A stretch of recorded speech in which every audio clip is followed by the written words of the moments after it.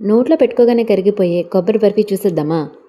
First అయితే pan పెట్టేసుకొని దాంట్లో కొంచెం గీ వేసుకొని కప్పు శనగపిండి వేసుకొని మంచిగా ఫ్రై చేసుకోవాలి. అంటే మంచి కమ్మటి వాసన రావాలి శనగపిండి అనేది. అది మనకి ఫ్రై అవుతున్నప్పుడు తెలిసిపోతుందండి.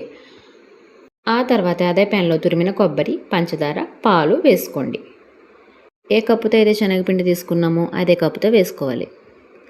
అవును, లో టు మీడియం ఫ్లేమ్లో పెట్టుకుంటూ నేను వీడియోలో చూపిస్తున్న విధంగా కలుపుతూ ఉండండి. ఎలా అంటే ఆ మిశ్రమం మనకి కొంచెం దగ్గర పడాలి అట్లా. తర్వాత మనం ఫ్రై చేసి పక్కన పెట్టుకున్న శనగపిండిని తీసుకొచ్చి దీంట్లో వేసుకోవాలి. ఉండలు లేకుండా మంచిగా కలుపుకోవాలి. మధ్య మధ్యలో గీ అనేది యాడ్ చేసుకోవాలి. ఆకకి ఏమాత్రం అడుగు అంటకుండా కలుపుతూనే ఉండాలండి. మీరు దాన్ని పొయ్యి మీద పెట్టేసి వెళ్ళి సినిమా చూస్తే మాడిపోతుంది. అట్లా అయితే అస్సలు చేయొద్దు. కలుపుకున్న తర్వాత ఇలాచీ పౌడర్ కూడా యాడ్ చేసుకోండి. మధ్య మధ్యలో గీ కూడా యాడ్ చేసుకుంటూ ఉండాలండి. గీ అనేది చాలా ఇంపార్టెంట్ మనకి ఈ రెసిపీకి. నేను వీడియోలో చూపిస్తున్న విధంగా ప్యాన్ నుంచి అది సపరేట్ అయిపోవాలి. ఆ తర్వాత గీ రాసి పెట్టుకున్న ప్లేట్లోకి ఆ బ్యాటర్ని వేసేసేయండి.